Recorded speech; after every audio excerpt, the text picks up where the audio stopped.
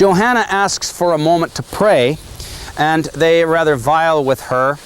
They repeatedly crack her on the head. And then there's a dog running around. The dog is taken, its head is bashed in, and the head is cut off and kicked under the stove in the kitchen. Johnny O'Connor, when he leaves this building, remembers seeing it under the stove. They ask, where is the girl? Now, depending upon which story you read, you invariably will run across sooner or later that she was raped. This is not true. Johnny O'Connor said that one of the men said, where's the girl?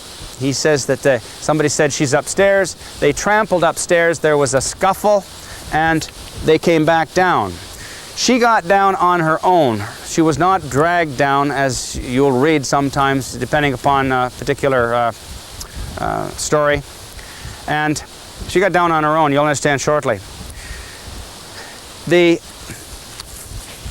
men start to take the corks, the stoppers out of the coal oil lanterns and start spreading around. One of them says, that'll burn off. We have to soak the beds. They proceed to soak the beds, and Tom here starts to come to.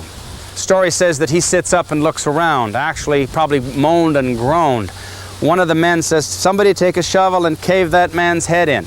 They come over here, and with a shovel, they hit him on the head. He goes back down. And then later in Johnny O'Connor's testimony, he says that they did something to his head. Now, depending upon what you read, you may read that he was decapitated. No, he wasn't. We believe that he was not. That happened naturally in the case of the fire. What they probably did do was take the shovel and take out their vengeance by smashing the face. If they had cut the head off, the jugular vein and the carotid artery would have resulted in a lot of blood being spewed out. The men were not soaked in blood. They had blood on their hands and blood on the clubs. When they finished that, they set fire to the beds, and the last bed they set fire to was the one Johnny O'Connor was under.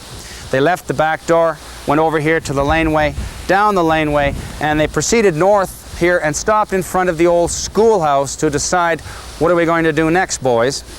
Johnny O'Connor waited under the bed until he could wait no longer. The fire increased, the smoke got thicker. He finally came out. He was afraid to go out the front door because the last person who went out the front door got stabbed. So he proceeded to work his way back towards the door going between the main part of the living room and the kitchen.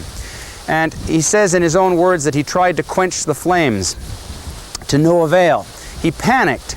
He didn't know whether Tom was alive or dead, and he thought, my goodness, I've never been in a room with a dead person before. He tried to get out through the door at the back here, and he pushed and shoved on it, and he couldn't get the door open because Johanna's body was on the other side.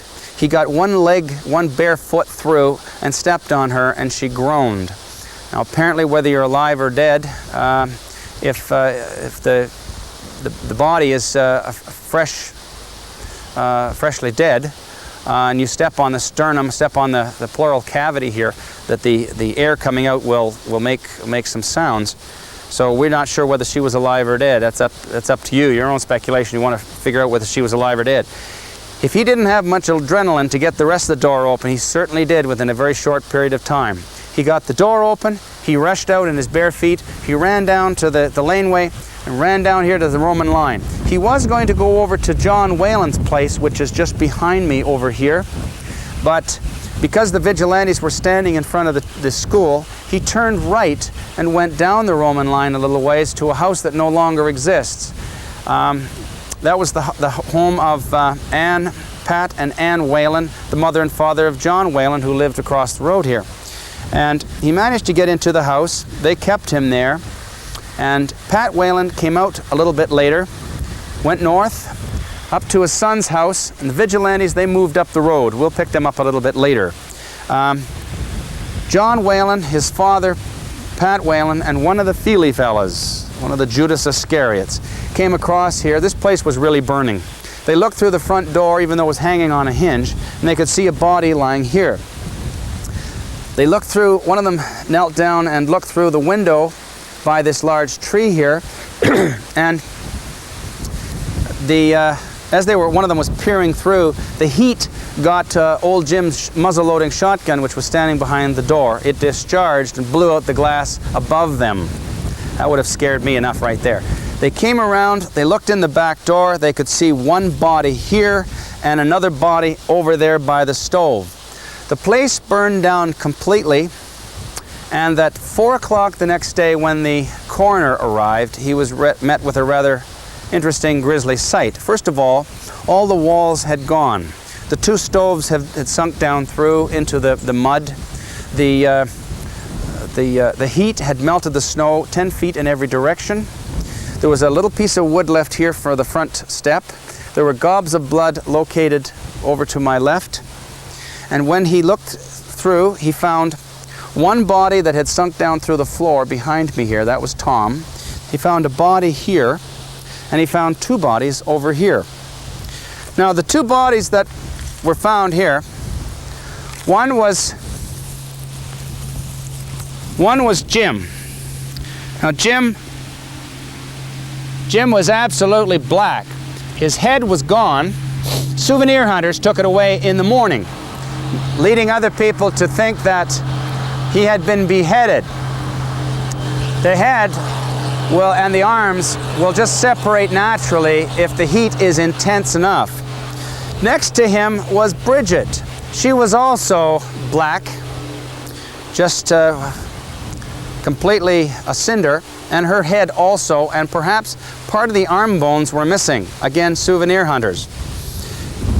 How did she get here? One story was that she was dragged down by one of the vigilantes. Another one that she walked down by herself and fell on her dead uncle. What really probably happened was that she was killed upstairs, and that's where her body was. It should have fallen down through the floor here and landed here. However, what happened was this particular part of the house was built in 1870, made of 4 very massively thick walls, squared timbers. This was added on in 1871, 2x4s.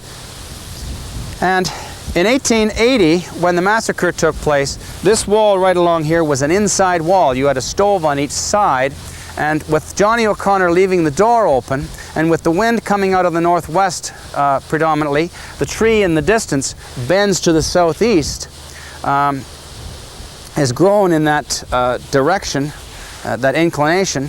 What happened probably was that the upper floor, when it burned through, this floor here, it fell this way.